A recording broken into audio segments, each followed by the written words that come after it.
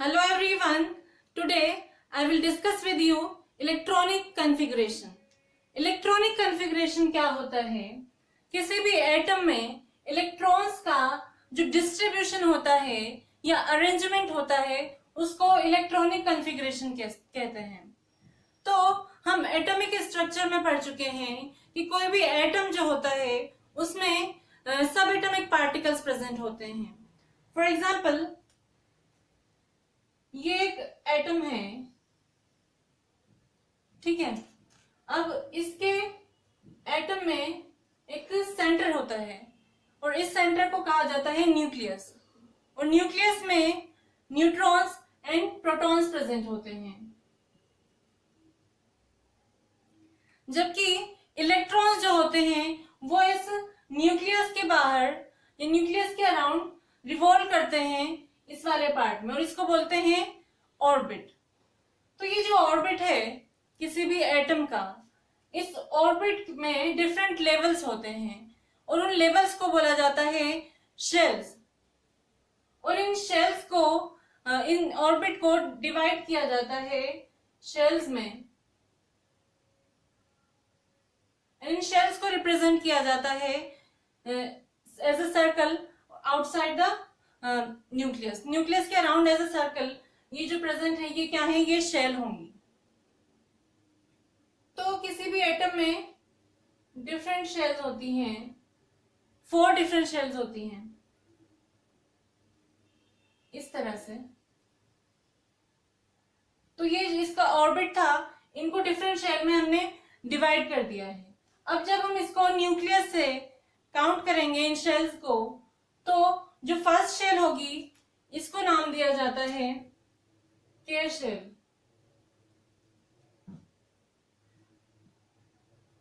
और जो second shell है उसके लिए दूसरा नाम दिया गया है L shell, and third shell को बोला जाता है एम, एंड फोर्थ को एन एंड सो ऑन। इस तरह से इनकी नेमिंग की जाती है। मतलब न्यूक्लियस के जो सबसे पास वाली शेल होगी उसको बोला जाएगा K, then L, then M and N. तो ये जो शेल्स हैं इनको हम ऐसे भी समझ सकते हैं कि जो एटम का ऑर्बिट होता है ये तो क्या होगा, ये एक आप घर मान लो इलेक्ट्रॉन का, जहां पर इलेक्ट्रॉन रहते हैं। तो ऑर्बिट किसी भी इलेक्ट्रॉन का घर है, और उस घर में डिफरेंट रूम्स हैं जिनके नेम्स हैं के, एल, एम, एन। तो ये अलग अलग रूम्स जो हैं इनमें से कौन सा रूम छोटा है, कोई सा रूम बड़ा है। मतलब किसी रूम में इलेक्ट्रॉन को रखने की कैपेसिटी कम है और किसी रूम में इलेक्ट्रॉन को रखने की कैपेसिटी ज्यादा है। तो इसके इन जो शेल्स में मैक्सिमम इलेक्ट्रॉन रखने की कैपेसिटी के लिए एक फॉर्मूला होता है जो कि होता है 2n²। यहाँ पर n की वैल्यू वो होती है जो डेजिग्नेशन है इनका। मतलब के शेल के लिए n की वैल्यू क्या होगी? 1 होगी, क्योंकि ये फर्स्ट शेल है न्यूक्लियस से। एल शेल सेकंड शेल है, तो एल के लिए उसकी वैल्यू क्या होगी? n की 2 हो जाएगी, और ऐसे ही m के लिए n की वैल्यू होगी 3, और n शेल के लिए n की वैल्यू होगी स्मॉल n की 4। तो हम देखते हैं कि ये जो डिफरेंट शेल्स हैं इनकी मैक्सिमम कैपेसिटी क्या होती है। तो n और नंबर ऑफ शेल्स जो हैं, मैक्सिमम इलेक्ट्रॉन कितने होंगे?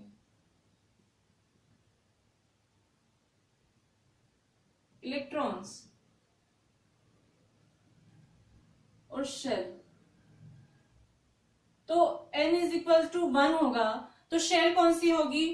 के शेल, और इस के शेल में मैक्सिमम इलेक्ट्रॉन्स होंगे 2 into 1² that is 2। n is equal to 2 के लिए कौन सी शेल होगी? एल शेल, और उसमें मैक्सिमम नंबर ऑफ इलेक्ट्रॉन्स कितने हो सकते हैं? 2 इंटू 2² दैट इज 8। 2 का स्क्वायर 4 होता है, 4 को 2 से मल्टीप्लाई करेंगे तो 8 आ जाएगा। ऐसे ही थर्ड शेल के लिए जो कि क्या होती है? एम शेल के लिए 2n² की वैल्यू, या उसमें मैक्सिमम कितने इलेक्ट्रॉन्स प्रेजेंट हो सकते हैं, उसकी वैल्यू होगी 3 का स्क्वायर इंटू 2, मतलब 9 इंटू 2 दैट इज 18। तो एम शेल में मैक्सिमम हम 18 इलेक्ट्रॉन्स को रख सकते हैं।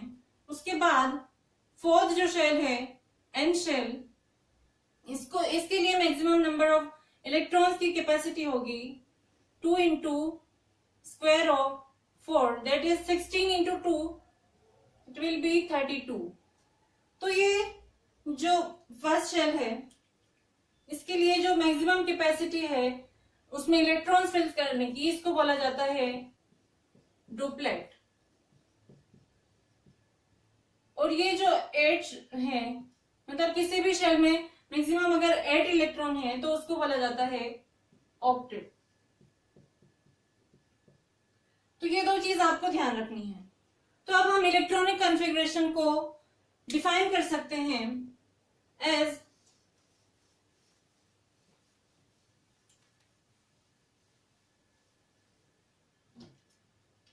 the arrangement or the distribution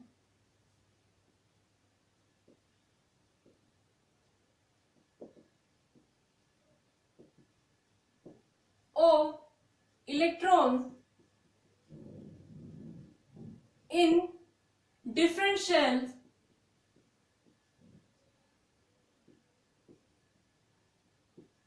of an atom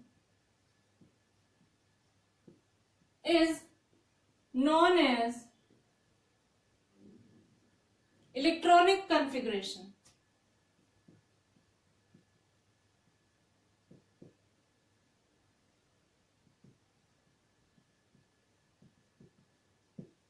तो किसी भी एटम के लिए इलेक्ट्रॉनिक कॉन्फ़िगरेशन को लिखने के लिए हमें दो चीजें पता होनी चाहिए। फर्स्ट तो हमें उस एटम का जो एटम में total number of electrons present हैं वो हमें पता होना चाहिए, total number of electrons in the atom. And second हमें पता होना चाहिए शेल्स की मैक्सिमम कैपेसिटीज। जो डिफरेंट शेल्स हमने अभी देखी हैं KLMN, इनकी मैक्सिमम कैपेसिटीज हमें पता होना चाहिए। फॉर एग्जाम्पल अगर मैं बात करूं मैग्नीशियम एटम की, तो मैग्नीशियम एटम का में टोटल इलेक्ट्रॉन्स कितने प्रेजेंट होते हैं ये हमें पता होना चाहिए। और दूसरा हमें इन शेल्स की मैक्सिमम कैपेसिटी पता होना चाहिए। तो मैग्नीशियम का एटॉमिक नंबर होता है 12, दैट मीन्स उसमें नंबर ऑफ प्रोटॉन्स हैं 12। और किसी भी एटम में number of protons, number of electrons कितने होते हैं जितने कि उसमें नंबर ऑफ प्रोटॉन्स प्रेजेंट हैं। तो मैग्नीशियम में नंबर ऑफ इलेक्ट्रॉन्स कितने होंगे 12।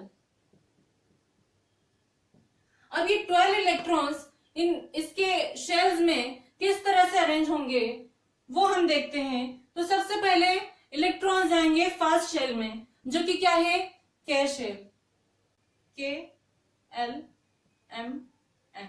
इस तरह से शेल्स हैं। तो सबसे पहले इलेक्ट्रॉन्स जाएंगे K शेल में, और K शेल की हमें कैपेसिटी पता है कितनी होती है 2। तो यहाँ पर 2 इलेक्ट्रॉन K शेल में फिल हो गए। उसके बाद कितने बचे इसके पास, 12 में से 2 K में फिल हो गए तो 10 बचे। अब 10 इलेक्ट्रॉन्स को इन रिमेनिंग शेल्स में किस तरह से अरेंज किया जाएगा। तो L शेल जो है इसकी मैक्सिमम कैपेसिटी होती है 8। तो 8 इलेक्ट्रॉन्स L शेल में फिल हो जाएंगे। अब जो रिमेनिंग 2 और 8 फिल होने के बाद रिमेनिंग कितने इलेक्ट्रॉन बचे इसमें 2। तो जो 2 रिमेनिंग इलेक्ट्रॉन्स हैं वो नेक्स्ट शेल में M शेल में फिल कर दिए जाएंगे। अब इलेक्ट्रॉनिक कॉन्फ़िगरेशन को लिखने के लिए एक और रूल होता है कि किसी भी एटम की आउटर मोस्ट शेल में maximum 8 number of electrons present होने चाहिए। मतलब अगर उस M शेल की हम बात करें तो M शेल की कैपेसिटी होती है 18 इलेक्ट्रॉन्स को रखने की। मतलब M रूम में हम मैक्सिमम 18 इलेक्ट्रॉन्स को अकोमोडेट कर सकते हैं। तो अगर ये किसी भी एटम के लिए आउटर मोस्ट शेल है, मतलब उस एटम का जो लास्ट इलेक्ट्रॉन्स हैं वो इस शेल में आ रहे हैं, तो उस शेल में मैक्सिमम 8 ही इलेक्ट्रॉन्स फिल किए जा सकते हैं। तो अब हम फर्स्ट टू 10 जो एलिमेंट्स हैं उनके इलेक्ट्रॉनिक कॉन्फ़िगरेशंस कैसे लिखे जाते हैं इसको समझते हैं। हम एक टेबल की हेल्प से देखते हैं।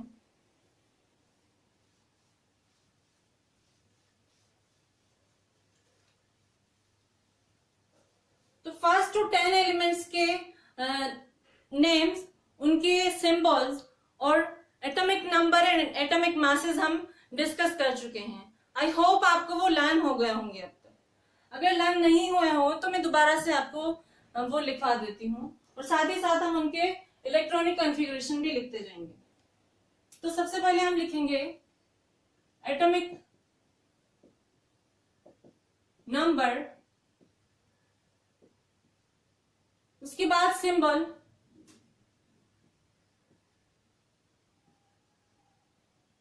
एलिमेंट्स के सिंबल हम यहां पे लिख लेंगे। उसके बाद क्या आ जाएगा, इलेक्ट्रॉनिक कॉन्फ़िगरेशन।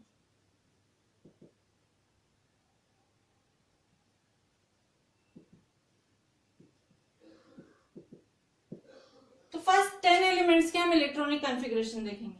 तो फर्स्ट एलिमेंट कौन सा होता है, फर्स्ट एलिमेंट होता है हाइड्रोजन, जिसको कैपिटल H से रिप्रेजेंट किया जाता है और उसका एटॉमिक नंबर होता है 1। तो हाइड्रोजन के पास प्रोटॉन्स कितने प्रेजेंट है, 1, इसलिए उसमें नंबर ऑफ इलेक्ट्रॉन्स भी कितने प्रेजेंट होंगे, 1 ही होंगे। हम यहाँ पर एक और कॉलम बना लेते हैं नंबर ऑफ इलेक्ट्रॉन्स के लिए।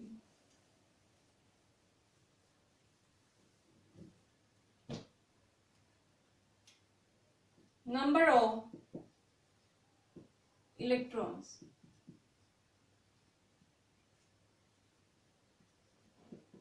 इलेक्ट्रॉनिक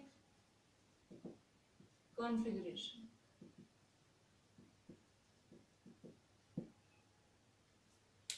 ठीक है, तो इसमें नंबर ऑफ इलेक्ट्रॉन्स कितने होंगे, हाइड्रोजन में 1 ही होंगे, क्योंकि उसमें प्रोटॉन भी कितने हैं, 1 है। तो किसी भी न्यूट्रल एटम में नंबर ऑफ प्रोटॉन्स इक्वल होते हैं नंबर ऑफ इलेक्ट्रॉन्स के। तो यहां पर कौन कौन सी शेल्स होंगी,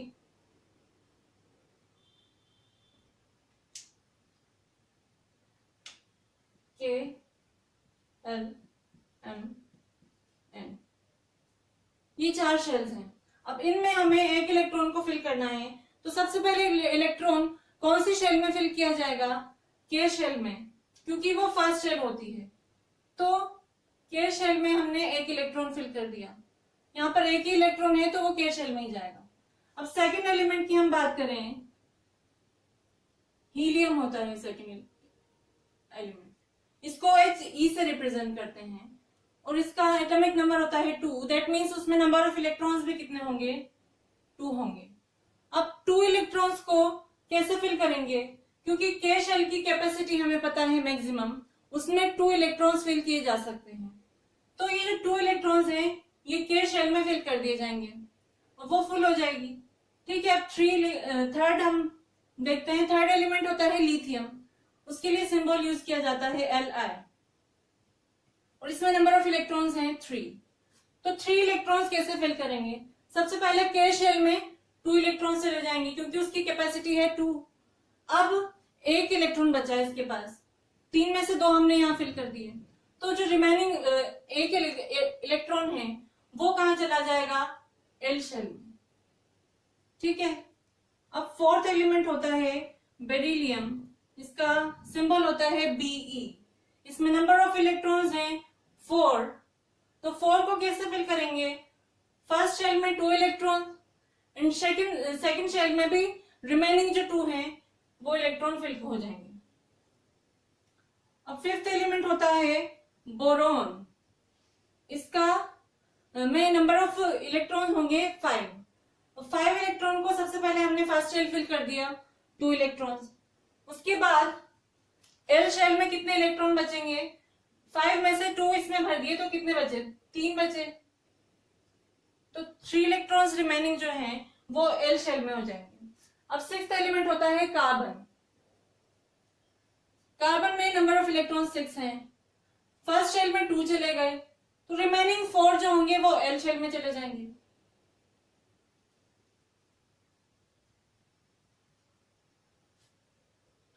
अब सेवंथ एलिमेंट होता है नाइट्रोजन, कैपिटल N से रिप्रेजेंट करते हैं नंबर ऑफ इलेक्ट्रॉन्स है इसमें 7। तो 7 को कैसे फिल करेंगे? सबसे पहले के शेल में 2 इलेक्ट्रॉन्स फिल कर दिए, उसके बाद जो रिमेनिंग 5 इलेक्ट्रॉन्स हैं वो एल शेल में चले जाएंगे, क्योंकि हमें पता है एल शेल में मैक्सिमम 8 इलेक्ट्रॉन्स हो सकते हैं, तो 5 इलेक्ट्रॉन्स एल में। 8th जो होगा वो क्या होता है? ऑक्सीजन, और ऑक्सीजन एलिमेंट में नंबर ऑफ इलेक्ट्रॉन्स हैं 8।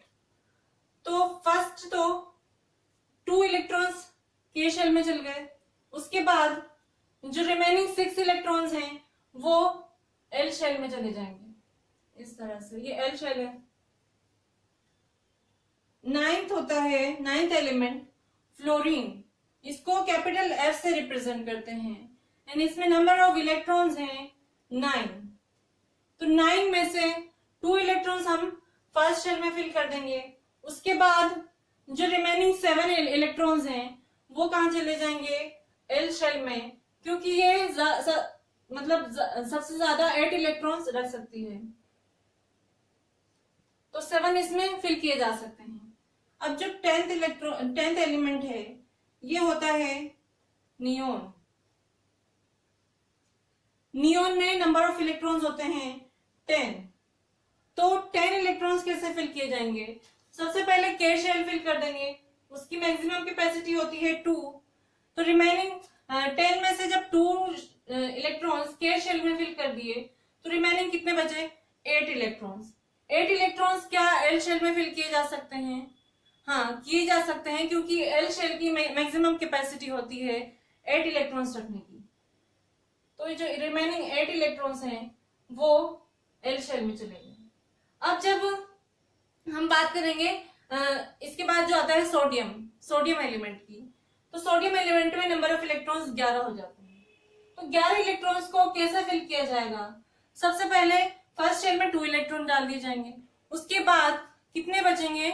9 इलेक्ट्रॉन्स। तो रिमेनिंग 9 में से 8 इलेक्ट्रॉन्स तो एल शेल में चले जाएंगे, लेकिन उसकी कैपेसिटी 8 ही रखने की है, तो जो एक रिमेनिंग एलिमेंट इलेक्ट्रॉन बचेगा वो कहां जाएगा? वो नेक्स्ट शेल में, मतलब एम शेल में चला जाएगा। तो इस तरह से इलेक्ट्रॉन्स को फिल किया जाता है या डिस्ट्रीब्यूट किया जाता है डिफरेंट शेल्स में, और इसे ही बोलते हैं electronic configuration of an element. I hope ये वीडियो आपके लिए हेल्पफुल होगा, एंड अब नेक्स्ट वीडियो में नेक्स्ट टॉपिक डिस्कस करेंगे जो कि है valency. Till then keep revising. Thank you.